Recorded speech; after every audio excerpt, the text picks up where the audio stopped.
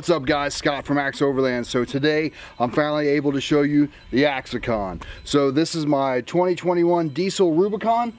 I've been waiting a long time to get a hold of this thing. It finally came in yesterday, 23 November 2020. So I've had a little bit of time, probably put about 150 maybe 200 miles on it between yesterday and today, just driving it around, and I love it. This thing is great. A lot of this stuff, like I said, if you watch the other videos, I wouldn't have ordered normally. So like the color match fender flares, I was just gonna go black, but this is what they had in stock at one of the other dealerships, and I actually really like it now. I was on the way back here to the States. I couldn't decide whether what color I wanted to go for.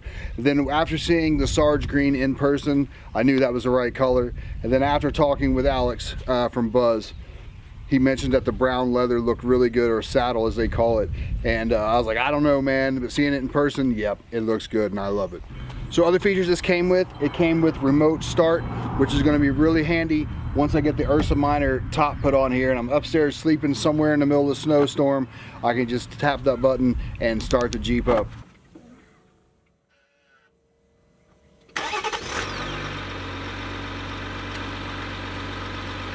And get warm somewhat soonish. Or I can come down and sit in the seats, which are heated, and the steering wheel is heated as well because this has the winter package on it, so it has both of those. I also got the aux switches, which came with the tow package. So the tow package gives you a bigger battery and a more powerful alternator to charge that battery, 2-inch trailer or 2-inch hitch receiver, as well as those aux switches. So the aux switches are aux 1, 2, 3, and 4, and then there's a wire loom underneath the hood beside the battery where you can wire up something there and use those switches to do what you want. Now on those switches, something I didn't know is you can go into the radio system or the head unit on here, and you can tell that switch where you want it to be momentary, so it's on while you push it, or if it comes on when you hit the button. This thing has so many options inside the head unit, it just blows my mind. One of the things was when I hit the double tap the remote start, it would always honk. And it was really annoying, especially for me. If I'm going to be sleeping in the woods somewhere, I don't want this thing to honk every time I start it. Same thing with locking and unlocking the doors. You hit the button and it would honk.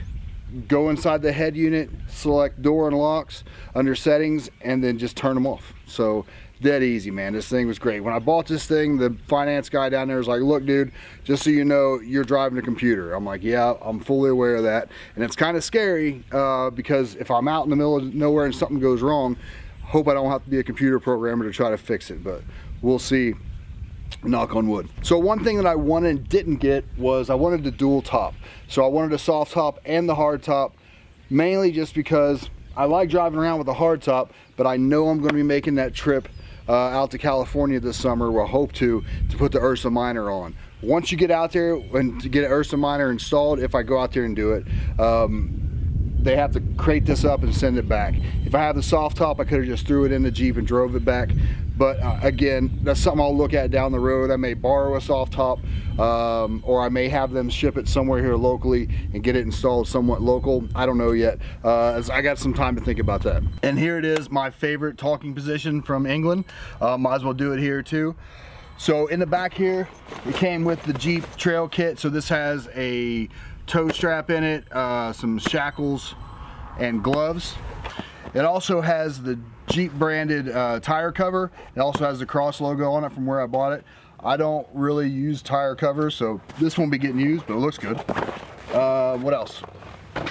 It has the bag in it to put the Freedom Tops in. So when I take the Freedom Tops off, I can store inside the bag. And then it came with the tools to take the doors off, and then a place to put all the hinge bolts and everything underneath here. So going forward, right now I already have the Vector JLE bar to put on the dash. I'll be doing that today or tomorrow hopefully, and that'll be a place where my phone will live, as well as putting my iPad on there, GoPros. Later on, maybe more switches for lights or something like that. I'll definitely be getting some sort of tailgate table. I'm really leaning forward the Outback Adventures tailgater, the same one I have on the JK. They do it a little bit different for this one, and it just works really well, and I love it, so I'll probably end up getting another one of those. The Ursa Minor camper, that'll be down the road again, hopefully around August I can get that.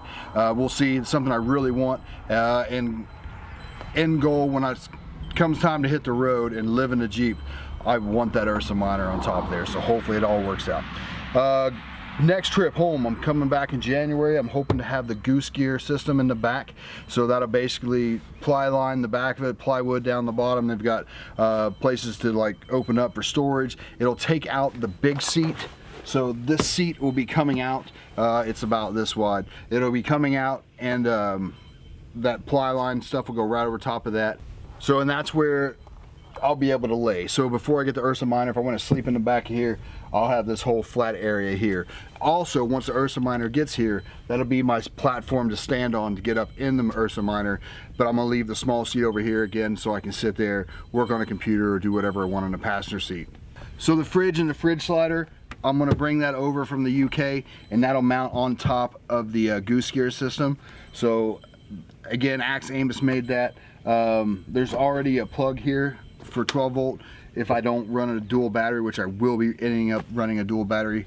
Genesis are working on making one for the new diesels, so I'm kind of holding off on that. I love the way that system works, and I really hope to incorporate it in this build. Things I've already started getting. My dad's old school, and he's always had Chevys and stuff like that, older ones. So I tried to find some metric wrenches here, and there wasn't any. So there might have been like a one spare one or whatever, so I had to go out and buy metric wrenches, sockets, Allen wrenches, and all that stuff, just so I could do the JKE bar, or sorry, the JLE bar. But that's good because I needed a tool set for this anyway, so I'm building it up quicker than I was expecting. I didn't opt for floor mats. So I didn't get floor mats with this, the waterproof ones or the mud resistant, whatever you want to call them, the rubber ones.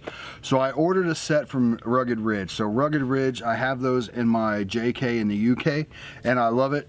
I love them, so I'm going to be putting the same ones in here. They work really well, so can't fault them. And I didn't need a floor mat for the back. At the Jeep dealership, they can only sell you the whole package, and I only wanted a front one, so I was like, I'll just wait. And I ended up saving about $100 just getting the front two that I wanted, so not bad. All right, so lift and tires is a big question. When I do a lift, I'm sure it's only going to be 2.5 inches because that's all this thing will need. It's Rubicon, it's set up. I can put 35s under it right now, stock. But I'm not going to, I don't think. I'm going to run these right now. They measure out, they've got the regular measurement, but they're about 32.5 to 33 inches right now. And they're fine for what I want to do. I'm of two minds. One, run these things till they wear out, or swap them out quick where I can sell them for more money first. I don't know yet. But when I do the tires, I definitely want to do the wheels.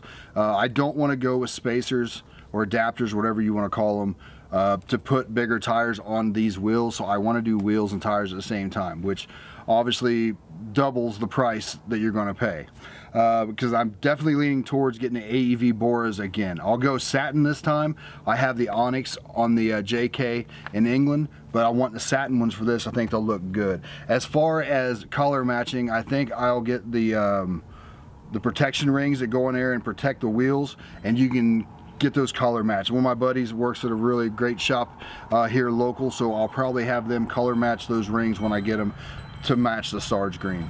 And 35s or 37s, I'm kind of leaning towards 35s actually, because that's a little more unobtrusive. I can get 35s and put them on new wheels and put them under here and just forget about it for a while. But I want to get the 2.5 inch lift eventually anyway, so it may be all at one time. I really don't know right now, so something I'm thinking about, but I'm definitely, I shouldn't say definitely, I'm leaning towards the KO2s. That's what comes stock on here, and I'm going to be putting a lot of miles on here, and I think the KO2s will wear better than the KM3s, which I have again on my JK in England. I have 35s over there, and I just can't decide where I'm going 35s or 37 here, like I said, but it's either going to be the KO2s or the KM3s by BF Goodrich. I have great luck with the KM3s over there, and I've had the KO1s, or the original all-terrains that they had here in the US on a big truck, and they just wore really good. So I don't know, more stuff to think about. So for the bumpers, luckily I got the steel bumpers. So the front bumper, you can take the ends off, make it more of a stubby bumper, and you can buy a winch plate and put it in there and you're done.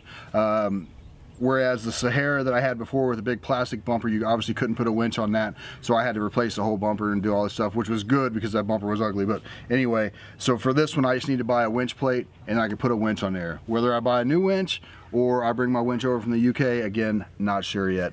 The rear bumper, it'll probably stay on here. I don't have any problems with this rear bumper right now, but I do want to get an AEV tire carrier on it. There's a lot of options for the tire carrier, but I really love my fuel caddy on my other Jeep. The fuel caddy holds 10.2 gallons of diesel for me.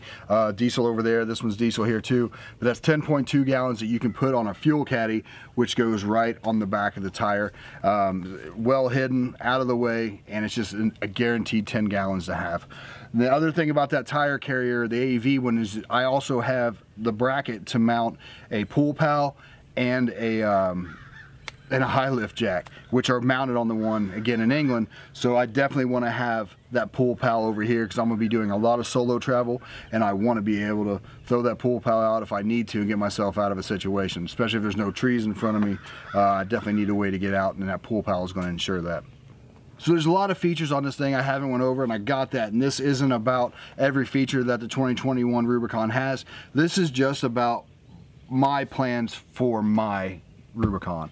So that, just telling you what I want to do with it, what my plans are, and what plans are still in the air. I don't know, you know, I got a lot to think about, but right now I need to get that JLE dash bar put in, and to do that I got to take the freedom tops off, and I got to rotate the window forward. You can do it without doing that, but it's just so much easier if you do that. So that's what I'm going to do. So put that vector bar on there, then I'll be able to put my phone right there, and then we're good to go for more accessories to come. But anyway, I know I probably forgot something, but if I remember anything, I'll put it on Instagram or Facebook, or I'll just throw it on the next video. I don't know. But if you got any questions, please comment below. Let me know if any questions you have. If you have a 2021 Jeep or one of the JLs and you got some ideas, kick them my way. I'm more than happy to entertain anything right now. And I'm just excited, to be honest. If you haven't got that from my other videos, I'm just happy to be here doing what I'm doing and preparing for this ultimate adventure. Something I've thought about for a long time. I've been watching lots of videos on YouTube thinking about it, and this has got me that much closer. So yeah, I'm excited, and I've got a lot of plans, and they're not going to be cheap, but I'm going to sacrifice other stuff to get there because that's what's important to me. A lot of people live here in the States and they go to all these places and they're like, yeah man, I'd rather go somewhere else, but I haven't lived in the States since 2006. So I'm looking forward to getting here and just relaxing and driving around and retiring. And just only job I have is wake up, drive the Jeep somewhere, have an adventure, film it. And that's what I want to do. So hey, dreams come true, hopefully. But anyway, I appreciate y'all stopping by. I'm gonna shut up now. Make sure you click like and subscribe. Please subscribe. It's gonna help me out to no end, as I said before, just getting the word out there about the adventure and having people watch the videos. I just couldn't ask for anything else. So I appreciate y'all so much. Thank you, and we'll see you out there.